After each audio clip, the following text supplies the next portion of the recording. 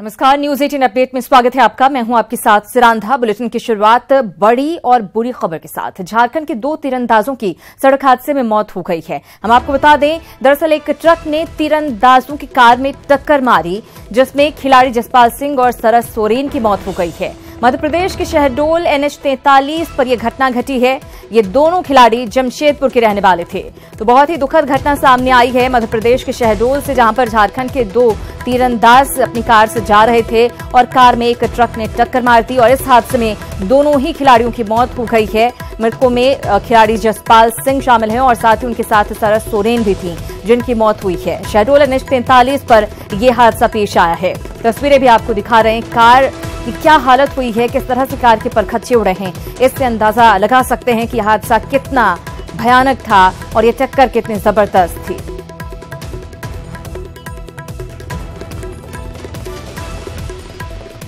तो ये तस्वीरें आपको दिखा रहे हैं। हम आपको बता दें, हमारे सहयोगी सौरभ हमारे साथ जुड़ गए हैं ज्यादा जानकारी के साथ। सौरभ, बहुत ही दुखद खबर सामने आई है। झारखंड के 2 तीरंदाज अपनी जान गंवा चुके हैं रफ्तार के कहर में। जी सिकंदर जी, ये दोनों तीरंदाज अपनी कार में सवार होकर अनूपपुर जिले से शहडोल की तरफ जा रहे थे।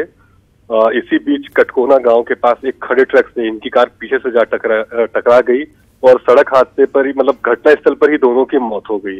जब ग्रामीणों ने पुलिस को इसकी सूचना दी, पुलिस वहां पहुंचे, इनके मोबाइल फोन से जानकारी इनके परिजनों को दी गई। इसके बाद ये तय हो पाया कि ये दोनों नेशनल खिलाड़ी हैं, तीरंदाज के, झारखंड के रहने वाले हैं और अभी इनके परिजनों को बुलाया गया है। पुलिस शव को अपने कब्जे, मतलब अपने पास रख कर रखी हुई है और इनके परिजनों का इंतजार किया जा रहा है। बिल्कुल, हादसा किस परिस्थिति में हुआ है, इसकी जानकारी मिल पाई है सौरभ? क्योंकि निश्चित रूप से किसी न किसी की गलती रही होगी और ट्रक की चूंकि टक्कर लगी है, जाहिर तौर पर ऐसा लगता है कि ट्रक ड्राइवर की कहीं न कहीं गलती रही होगी। और क्या ट्रक ड्राइवर की गिरफ्तारी हो सकी है? जी हाँ, ये बुढ़ार पुलिस के मुताबिक जो ट्रक से ये टकराए हैं, वह ट्रक खड़ा हुआ था सड़क के किनारे। निश्चित बिल्कुल ये बात बिल्कुल सही है कि ट्रक ड्राइवर की गलती यहाँ पर मानी गई है। मौके से ट्रक ड्राइवर फरार हो गया था, तो पुलिस ने ट्रक को जब्त कर लिया है। दुर्घटनाग्रस्त जो गाड़ी है, इनकी कार थी, पुलिस थाने तक उसे भी ले आई है। मौके से ड्राइवर तो नहीं मिला है। ट्रक को थाने लाकर आगे की पूछताछ की जा रही है। ट्रक मालिक जो है उसे इत्तला किया गया, उसे भी बुलाया गया है और अभी शव को लेकर पुलिस अभी इस कंफ्यूजन पर है कि जब तक इनके परिजन झारखंड बिहार से नहीं आते हैं, तब तक उसका PM भी पुलिस नहीं करा पा रही है। बिल्कुल सौरभ, क्या ये पता चल पाया है कि ये दोनों झारखंड के खिलाड़ी क्या किसी खेल में पार्टिसिपेट करने के लिए जा रहे थे या फिर किसी पर्सनल काम से जा रहे थे शहडोल की तरफ? इस बारे में कुछ जानकारी मिल पाई है? नहीं, अभी पुलिस अभी इस चीज को स्पष्ट नहीं कर पा रही है क्योंकि कार में सिर्फ 2 युवक ही सवार थे और दोनों ही घटनास्थल पर ही मौत हो गई।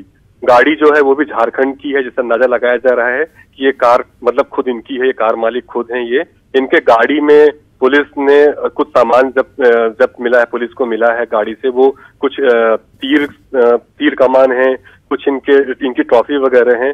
तो पुलिस अभी शायद अंदाजा ये लगा रही कि अनूपपुर जिले से शहडोल की तरफ जा रहे थे। तो ये कहां से कहां जा रहे थे, क्यों आए हुए थे, ये अभी स्पष्ट नहीं हो पा रहा है। जैसे इनके परिजन आएंगे तो बाकी चीजें तय होंगी।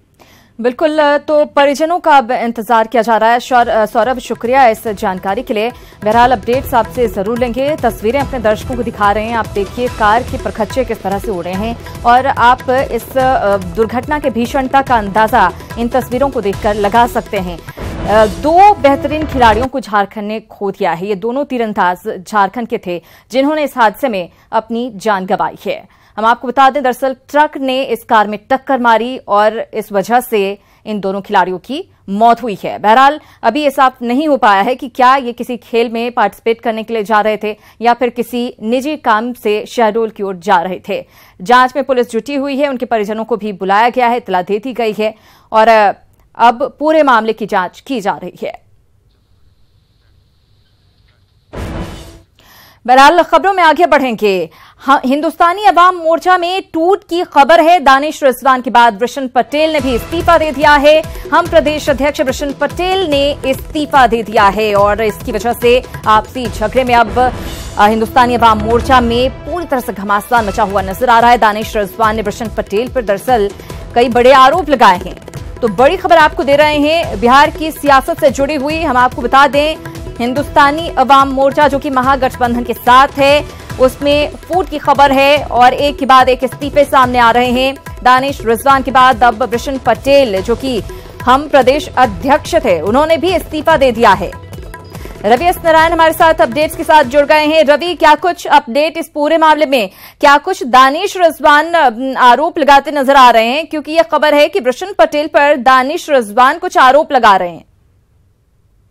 जी बिल्कुल सिरांदा, और हम पार्टी की जो आपसी घमासान है इस कदर बड़ी है कि एक तरफ जो राष्ट्रीय प्रवक्ता है उन्होंने इस्तीफा दिया है और प्रदेश अध्यक्ष जो वृषण पटेल साहब है इन्होंने भी इस्तीफा दे दिया है। आपको एक और जानकारी दे दूं कि वृषण पटेल के साथ साथ कई जो प्रकोष्ठ हैं उनके जो अध्यक्ष हैं उन्होंने वृषण पटेल के समर्थन में इस्तीफा दे दिया है। तो एक ढंग से कहें तो पार्टी की जो पूरी स्थिति जो है वो बिल्कुल डामाडोल हो गई है और एक दूसरे पर कई आरोप लगाए जा रहे हैं। हमारे साथ खुद वृषण पटेल साहब हैं, उन्हीं से बात करते हैं। सर, आखिर आप 7 बार विधायक रहे, जब से जीतन राम मांझी टूटे हैं तब से आप साथ हैं, क्या वजह हो गई कि आज आपको इस्तीफा देना पड़ा? देखिए ना, उसकी वजह है कि हम लोग तो महागठबंधन में हैं और अभी पिछले दिनों ममता जी का बंगाल में धरना हुआ सीबीआई के खिलाफ।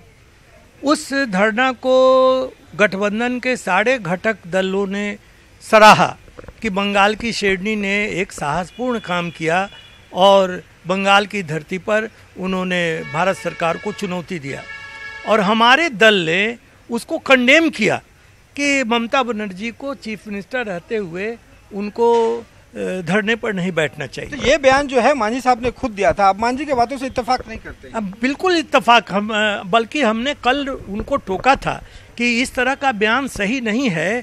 जब सारा महागठबंधन का घटक उसको सराह रहा है तो हम लोगों को भी नहीं बोलना चाहिए। और ममता जी सही इसलिए हैं कि सुप्रीम कोर्ट के आदेश पर जो इंक्वायरी चल रही है चिट फंड का, तो वो पुलिस कमिश्नर को पूछताछ के लिए सीबीआई नहीं गई थी। आप जो मांझी साहब के इस बयान को दे रहे हैं कि इसकी वजह से है, लेकिन आप पे तो आरोप कई लग रहे हैं। आपके जो राष्ट्रीय प्रवक्ता जिन्होंने दानिश रिजवान ने इस्तीफा दिया है वो आप पर कई गंभीर आरोप लगा रहे हैं कि पैसे जो पार्टी के चंदे हैं उसका हेरफेर आपने किया है।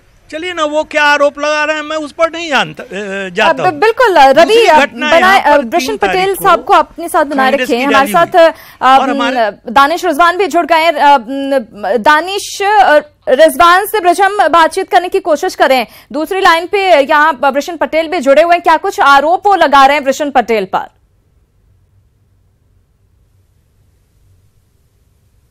देखिए सिरांधा, इसकी जो कहानी है, इसकी जो पटकथा है उस दिन से लिखी जा रही है जब कांग्रेस की रैली थी। उसके बाद से लगातार तस्वीरें खराब होती गई और दानिश ने उस समय जब रैली से बाहर दानिश निकले थे तो उन्होंने तुरंत ही कहा था कि ये पूरी तरह से रैली फ्लॉप है। उसके बाद मांझी जी के सामने जब वृषण पटेल गए तो वृषण पटेल ने दानिश के खिलाफ बयानबाजी करी। हमारे साथ दानिश रिजवान है। दानिश, आखिर ये पटकथा कब से लिखी जा रही है, या हो सकता है उससे पहले से भी पटकथा लिखी जा रही होगी? देखिए, ये पटकथा तब से लिखी जा रही है जब हिंदुस्तानी आवाम मोर्चा का पटना के गांधी मैदान में सम्मेलन हुआ था और उस सम्मेलन में ही ये तय हो गया था कि वृषण पटेल साहब का जो घोटाला है वो अब जनता के बीच में आज नहीं तो कल आना है।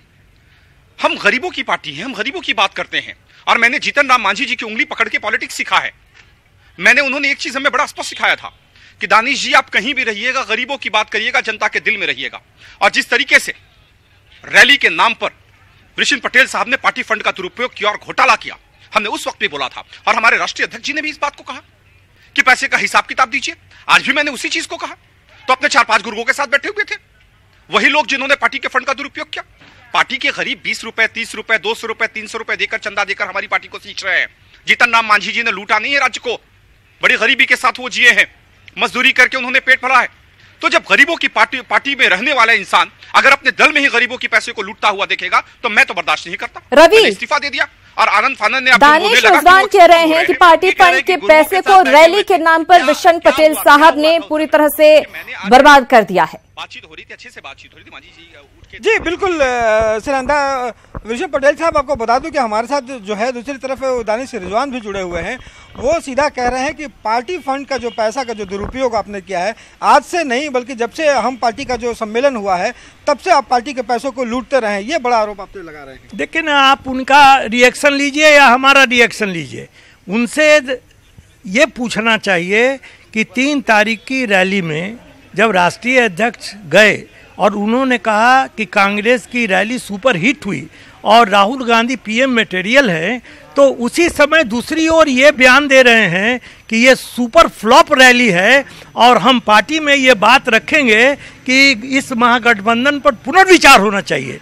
क्या ये राष्ट्रीय प्रवक्ता, ये राष्ट्रीय अध्यक्ष से ऊपर हैं कि उनके बयान को काट के और अपना बयान दे रहे हैं? क्या ये नहीं लगता कि जो आप लोगों की जो आपसी अदावत है वो पूरे पार्टी को लेकर के डूब जाएगी?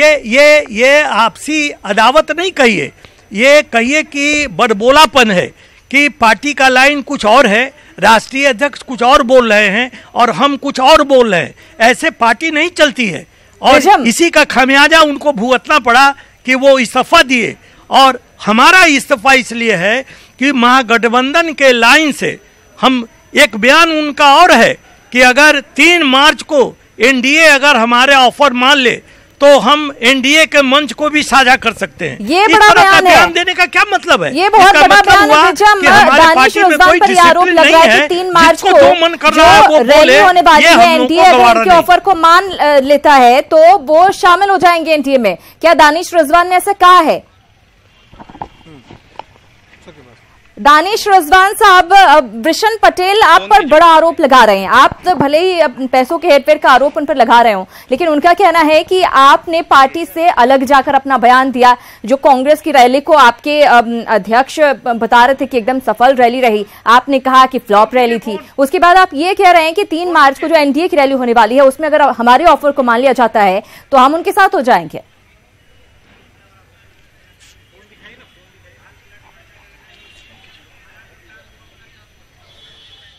लगता है डिस्कनेक्ट हो गया फोन, हम उनसे बातचीत करने की कोशिश करेंगे। रवि, बातचीत करें वृषण पटेल साहब से और क्या कुछ कह रहे हैं दानिश रिजवान के बारे में। आखिर ये बड़ी बात है, जहां चुनाव इतने करीब हैं, ऐसे में पार्टी के भीतर एक तरह से सिर्फ उटव्वल चल रहा है, एक के बाद एक इस्तीफे सामने आ रहे हैं। जी बिल्कुल, और ये देखिए ये आज की घटना नहीं है। अगर कह लें कि दानिश रिजवान और वृषण पटेल साहब की जो ये आपसी जो रंजिश है वो कह सकते हैं कि थोड़ी पुरानी है। और जिस ढंग से एक दूसरे के ऊपर जो बयान दिए जा रहे हैं उसके पीछे की कहानी भी बिल्कुल अलग है। जैसा वृषण पटेल साहब कह रहे हैं कि एक तरफ मंच पर राष्ट्रीय अध्यक्ष कहते हैं कि ये रैली हिट है कांग्रेस की, लेकिन दानिश रिजवान आकर के कहते हैं कि ये फ्लॉप हो रही है। लेकिन जो आप बयान दे रहे हैं कि दानिश रिजवान ने कहा कि अगर 3 तारीख की एनडीए की रैली में शामिल होंगे, तो इस बात का कंप्लेन कभी मांझी साहब से किया? मांझी साहब को आपने इस्तीफा दिया, मांझी साहब ने कभी रोका नहीं आपको? देखिए ना, ये बात उनका, दानिश जी का ये बयान आना कि सुपर फ्लॉप रैली है और हमारे राष्ट्रीय अध्यक्ष का कुछ नहीं बोलना, ये क्या हम उसमें इंटरफेयर करें कि आप क्यों नहीं बोल रहे हैं? ये तो खुद समझने की, संज्ञान में लेने की मतलब ये है कि मांझी साहब भी चाहते हैं कि आप पार्टी से अलग हो जाए। नहीं, हमको अलग वो करना चाहते हैं कि नहीं मैं नहीं जानता हूँ, लेकिन जो गठबंधन का लाइन जो लिया जा रहा है उस पर हमको लगता है कि कुछ न कुछ गलत हो रहा है। अब वृषण पटेल साहब, यहाँ से तो आपने इस्तीफा दे दिया है, अगली जो पारी है वो कहाँ शुरू करेंगे? या एनडीए में जाएंगे या फिर रवि रोकना चाहूंगी। दानिश रिजवान साहब एक बार फिर से हमारे साथ जुड़ गए हैं। दानिश रिजवान साहब, वृषण पटेल साहब भी आप पर गंभीर आरोप लगा रहे हैं। उनका कहना है कि आप पार्टी से अलग हटकर बयान दे रहे हैं। आपके राष्ट्रीय अध्यक्ष ये कहते हैं कि कांग्रेस की रैली जो है वो एकदम सुपर हिट रही, आप कहते हैं कि सुपर फ्लॉप रही। वहीं वो ये भी आरोप लगा रहे हैं कि जो 3 मार्च की एनडीए की रैली होने वाली है, आपने ये मेंशन किया है कि अगर आपकी ऑफर को एनडीए मान लेती है तो आप एनडीए में शामिल हो जाएंगे। देखिए ये बड़ा हास्यप्रद बयान है उनका, और मुझे बड़ा आश्चर्य हो रहा है कि कहते हैं कि 7 बार विधायक रहे, 25 साल मंत्री रहे हैं, उनको ये भी समझ के कान में आके मैंने बोला था क्या कि एनडीए की रैली में हम शामिल होंगे? अजीब सा बात है। अरे न्यूज चैनल पे ही बोला होगा ना कभी, आपके चैनल में दिखाया है क्या? उनके कान में मैंने जाकर बोल दिया गया था। और दूसरी बात ये, हमसे सवाल पूछ रहे हैं कि इन्होंने स्टेटमेंट दिया था गलत स्टेटमेंट है। भाई आपकी हैसियत क्या है प्रदेश अध्यक्ष की? प्रदेश अध्यक्ष राष्ट्रीय अध्यक्ष से सवाल नहीं पूछ सकता है। अगर आपको कहना था तो आप राष्ट्रीय अध्यक्ष जी से कहते। राष्ट्रीय अध्यक्ष जी ने भी यह सवाल हमसे पूछा था और मैंने अपनी बातों को बड़ा स्पष्ट कर दिया था। आप कुछ नहीं होते पूछने वाले, आप अपने हद में रहिए। आप प्रदेश अध्यक्ष थे, मैं राष्ट्रीय प्रवक्ता था, मेरे से अगर सवाल पूछता तो राष्ट्रीय अध्यक्ष जी पूछ सकते थे। आप कौन होते हैं पूछने वाले? और कहते हैं कि हम अपने सहयोगियों से बात करेंगे। अरे विधानसभा चुनाव जीतने की हैसियत नहीं है और चले हैं लोकसभा का टिकट मांगने। कहीं जाइएगा आप ऐसे लोग हैं जो MIM ज्वाइन कर सकते हैं टिकट के लिए। अगर बहुत बड़े नेता है ना तो निर्दलीय लड़के दिखाइए, मान जाएंगे कि चुनाव जीत जाइएगा। निर्दलीय जीतने की हैसियत नहीं है और कहते हैं बहुत बड़े नेता है। आपने दानिश रिजवान साहब की सारी बातें सुनी, जरा जवाब लें वृषण पटेल जी से। वृषण पटेल साहब, दानिश रिजवान कह रहे हैं कि देखिए दानिश रिजवान का नाम मेरे सामने मत लीजिए, अब मैं उस पर कोई रिएक्शन नहीं देने वाला। ठीक है, आप रिएक्शन नहीं देने वाले हैं, लेकिन कह ये रहे हैं कि आपकी विधानसभा जीतने की औकात नहीं है और आप लोकसभा नहीं, ये सिर्फ तोहमत लगाएंगे, रिएक्शन नहीं देंगे। अरे 12 लाख रुपए कहाँ घोटाला किया ये ना बताइए। आप जो है 12 लाख रुपए कहाँ खा गए ये बताइए। भाई आप ये देश बिहार जानना चाहता है, गरीबों का पैसा है। कोई औकात नहीं है, हम बिना औकात का 7 बार MLA रहे हैं, हमारी कोई औकात नहीं है। लेकिन हम MP भी रहे हैं, हमारी कोई औकात नहीं है। लेकिन हम 5 बार मंत्री भी रहे हैं और जिनकी औकात है वो घास छीलने की औकात नहीं है, वो हमको औकात दिखावे। ये हम इस पर कोई रिएक्शन नहीं देने वाले। अच्छा, तो वृषण पटेल साहब, आप इतने उतावले होने की जरूरत नहीं, वैसे व्यक्ति पूरा रिएक्शन दे दिया पटेल साहब। सुन लीजिए बातों का जवाब। अरे सुन लीजिए पूरा रिएक्शन दे दिया उन्होंने। दिया जाता है, जानवर को नहीं। सुन लीजिए ना, आप सुन रहे दानिश रिजवान साहब, आप भी अपना रिएक्शन दें। वृषण पटेल साहब, सुन लीजिए। वृषण पटेल नहीं, देखिए एक चीज है, बड़ा स्पष्ट है, नहीं बड़ा स्पष्ट। अरे रवि भाई सुनिए ना, अरे सुनिए ना, सुन लीजिए। रवि दानिश रिजवान जी को भी सुन लेते हैं। 46 साल का संसदीय जीवन और हर बड़े पद पर हम रहे और हम पर आज तक एक कानी उंगली नहीं उठी। देखिए तो हाथी चले बाजार, कुत्ता भूखे प्रधानमंत्री भी रहे हैं, आप बड़े पद पे नहीं, आप प्रधानमंत्री भी रहे हैं। आप हाँ मुसलमान आपकी नजर में कुत्ता है ना पटेल साहब? आइए देश का मुसलमान आपको बताएगा क्या हाल करेगा आपका। देखिए एक चीज बड़ा है, इन्होंने बहुत बड़ा तोहमत लगाया पटेल साहब ने जी। उन्होंने कह दिया सीधे तौर पे कि घास छिल रहे हैं। अरे ये वो लोग हैं कि जब अपनी सदस्यता बचाने के लिए इन्होंने कहा था कि हम जीतन राम मांझी जी के साथ हैं। अरे साथ होते तो आप, मांझी जी ने जब इस्तीफा दिया था तो इस्तीफा कर देते। ये विधानसभा में जाके नीतीश कुमार जी को वोट करते हैं और कहते हम तो मांझी जी के साथ थे। सदस्यता बचाने के लिए जीने वाले लोग हैं, कुर्सी के लिए कुछ भी करने वाले लोग हैं, पैसे के लिए कुछ भी करने वाले ये लोग हैं। मैं इनसे पूछना चाहता हूं कि आखिर आप देश की राजनीति को किस ओर ले जा रहे हैं? आज देश के संघीय ढांचे पर खिलवाड़ हुआ। जीतन राम मांझी ने बड़ी बेबाकी से कहा कि ममता बनर्जी जी ने गलत किया है, मुख्यमंत्री का ये काम नहीं है कि वो धरना पे बैठे। तो क्या आप देश के खिलाफ है? देश के बिल्कुल दानिश रिजवान जी, रवि आपने सारी बातें सुनी। ये कह रहे घास छिलने के चले बाजार। रवि रिएक्शन ले। ये हाथी हुए हैं, हाथी होते तो 30 साल से चुनाव हार जाते क्या? वृषण पटेल साहब, सबसे बड़ी बात है कि आपने जो इस्तीफा दिया है, ठीक है, मांझी साहब भी अगर कुछ नहीं कह रहे हैं तो इसका मतलब है कि मांझी साहब का भी समर्थन प्राप्त है। अब आरोप ये भी लगाया जाता है कि एक तरफ नीतीश कुमार नहीं, मांझी जी ने ये कहा, नीतीश कुमार को आप वोट देते हैं सदन में और कहते हैं कि हम मांझी जी के साथ हैं। ये भी आपका नहीं, ये थोड़ी ना हम पर क्या आरोप है। मांझी जी ने कहा कि दानिश को इस दल से जाना पड़ेगा। क्यों नहीं है, क्यों छोड़ेंगे? क्यों छोड़ेंगे पटेल साहब? आप किसी से भी आप ये पूछ सकते हैं, सार्वजनिक तौर पर आपके कान में। तो हमको उस समय क्या बोला? तो मांझी साहब ने दानिश रिजवान को छोड़ने के लिए कहा, ये कहा कि उनको दल से जाना पड़ेगा। लीजिए, ये भी बड़ी बात कह रही दानिश रिजवान साहब। आपके राष्ट्रीय अध्यक्ष ने कहा कि आपको दल से जाना पड़ेगा, ये कह रहे हैं वृषण पटेल जी। देखिए जाना पड़ता तो मैं इस्तीफा देता। मैंने इस्तीफा दिया और तुरंत उनके ऊपर में कार्रवाई हुई तो उनको दल छोड़ना पड़ा। और आज जीतन राम मांझी जी के ऊपर में सवाल उठा रहे हैं। देखिए ये अवसरवाद की राजनीति करने वाले लोग हैं। ये वो लोग हैं, जब जीतन राम मांझी जी अब मुख्यमंत्री पद से इस्तीफा देकर कमरे में अकेले बैठे थे तो ये माननीय नीतीश कुमार जी को जाकर वोट कर रहे थे। ये वो लोग हैं। ये आज गरीबों की बात करते हैं इसलिए कि जब इन्हें कुत्ते ने नहीं पूछा तो अब इनको लगता है कि चलिए मांझी जी के एक सहारा है। ये इन्हें कोई दल पूछने वाला नहीं है। और देखिए एक चीज मैं विभा आपको बता देना चाहता हूं कि जिस तरीके की ये राजनीति, निचले स्तर की राजनीति कर रहे हैं, ये एक सीनियर नेता का काम नहीं है इस तरह से निचले स्तर की राजनीति करना। हम गरीबों की बात करने वाले लोग हैं। हम जीतन राम मांझी की उंगली पकड़ के मैंने राजनीति सीखी है। अगर चुनाव से पहले आपकी पार्टी के भीतर इस तरह की स्थिति रही तो नुकसान आपका ही है।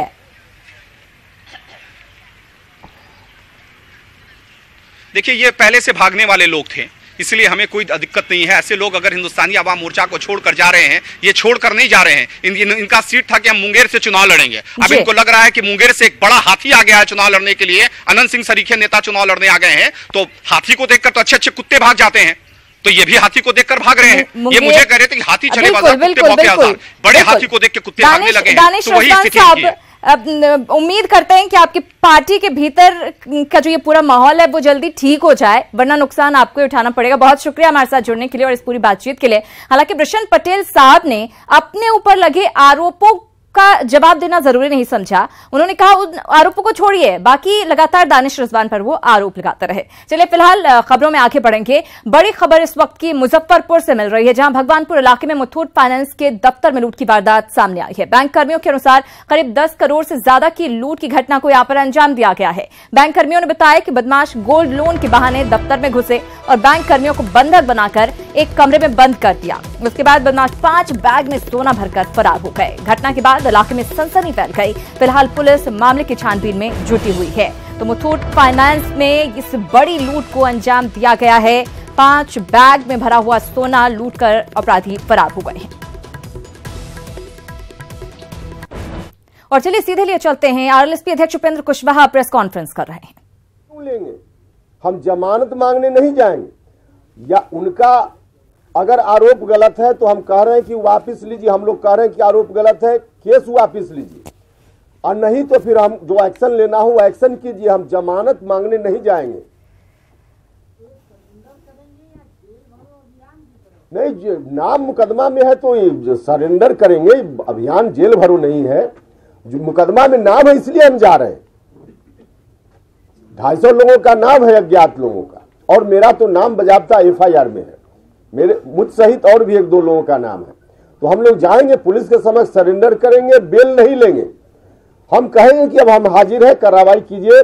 आप हमको ढूंढते कि कहाँ है, तो अपराधी आपकी नजर में, हम लोग कानून पसंद लोग हैं, तो हम अपराधी बनकर जिंदा नहीं रह सकते। आप कीजिए क्या कार्रवाई करनी है, हम उनके समक्ष हाजिर होंगे।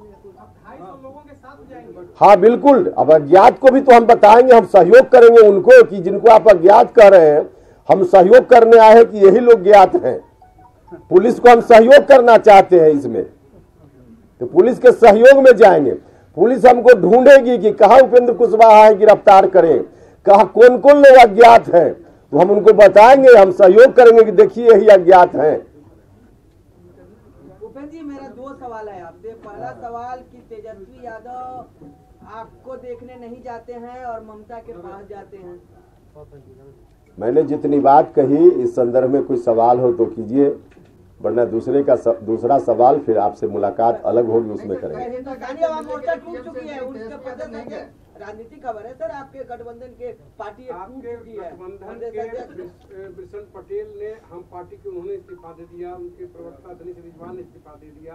जिस महागठबंधन में आप शामिल हुए हैं, आगे आपको क्या लगता है? अभी तक आपका सीट का बंटवारा नहीं हुआ और आप कुछ बोलते भी नहीं। इन सवालों का जवाब आपको हमने कहा कि अभी तो हमने कष्ट दिया, आप अभी मेरी बात सुनिए। जब आप कभी अलग से कीजिएगा तो हम सारी बातों का जवाब देंगे। हाँ, इसके जितनी बात हमने कही, जो विषय है उसके संदर्भ में कोई सवाल हो तो हम जवाब देने के लिए तैयार हैं। तो हम लोग समझ गए कि आप थाना पे जाएंगे, कोतवाली जाएंगे, लेकिन उस पर भी थोड़ा बताएंगे। उस पर बताएंगे, बाद में आप अलग से पूछेंगे तो बताएंगे। अलग से अभी एक ही भोज में 2 बार भोजन थोड़े होगा। एक निमंत्रण पर 2 बार भोजन नहीं होगा ना। एक निमंत्रण पर 1 बार भोजन, दूसरा निमंत्रण पर दूसरी बार। इतना भार क्यों दें आप? चलिए, बहुत धन्यवाद, बहुत धन्यवाद। अरे रुक जाइए, अरे रुको नहीं। दरअसल पिछले दिनों रैली के दौरान जो हमला हुआ था उपेंद्र कुशवाहा पर, उसे लेकर प्रेस कॉन्फ्रेंस कर रहे थे उपेंद्र कुशवाहा, और इस बात को लेकर कहीं न कहीं नाराजगी जताते हुए नजर आ रहे थे कि उन लोगों के ऊपर FIR दर्ज की गई है, इसलिए वो सरेंडर करने जा रहे हैं। खबरों में फिलहाल आगे बढ़ेंगे। रोहतास से खबर, जहां मचियाव गांव के लोगों ने रोड नहीं तो वोट नहीं का नारा बुलंद किया है। गांव में 24 साल पहले सड़क बनी थी, लेकिन आज तक उसकी मरम्मत नहीं हो पाई है। हालत यह है कि सड़क पर चलना दूभर हो गया है। ग्रामीणों का कहना है कि चुनाव के वक्त नेता वादा करते हैं, लेकिन चुनाव के बाद भूल जाते हैं, और इसी को लेकर लोगों ने विरोध किया है। रोड नहीं तो वोट नहीं का नारा बुलंद किया गया है। समस्या है कि हमनी के द्वार पर रोड नहीं थे, सब रोड टूट गई, भट गई। हमनी के घर में, हमारा घर में सब हमनी के रोडे के पानी ढुका था। कैसे चलो, कैसे पार हो किए, पार लो पार की घर में हेल के का पार हो। मामला यही है कि हम लोग रोड है ही नहीं हमारे यहाँ, रोड तो सब गड्ढा हो गया है। 23 साल के बाद निर्माण ही नहीं हुआ इसमें कि क्या रोड है बजिया में कि नहीं है। सर ये रोड पहले 1995 में फर्स्ट टाइम बना था और इसके बाद 23 साल से ये रोड में कुछ भी निर्माण का कार्य नहीं हुआ है और इस रोड पे आने जाने में इतना दुर्दशा हो गया। आप रोड देख सकते हैं इसमें कि कोई भी बाजार जाने में या महिलाओं को कहीं ले जाने में बहुत ही डर लगता है इसमें ले जाने में। 1995 में ये रोड बना था, उसके बाद अभी तक मैंने एक टुकड़ा भी नहीं डला है रोड। बरसात में ये स्थिति है कि हम लोग 8 दिन पे बाजार आते हैं, बाजार का बहुत खराब स्थिति है। और बिहार में भले ही खनिज संपदा का अभाव हो, लेकिन बिहार सरकार अपने पुरातत्व धरोहर के आधार पर पूरी दुनिया के लोगों को बिहार आने पर मजबूर कर देगी। इसके लिए बिहार सरकार ने 15वें वित्त आयोग से 717 करोड़ की राशि की मांग की है। कला संस्कृति एवं युवा विभाग की ओर से आयोजित कार्यक्रम में शिरकत करने पहुंचे उप मुख्यमंत्री सुशील कुमार मोदी ने कहा कि पर्यटन को बढ़ावा देने के लिए बिहार सरकार पुरातत्व धरोहर की खोज कर रही है और कई जगह खुदाई का काम करवा रही है। उसकी टीम के लोग दौरे पर आए थे और बिहार सरकार ने स्टेट स्पेसिफिक ग्रांट के रूप में 15वें वित्त आयोग से 417 करोड़ रुपए की मांग की है। आपको ज्ञात है कि हमारा विभाग 43 जो संरक्षित आर्कोलॉजिकल साइट्स है उनके संरक्षण का कार्य कर रहा है।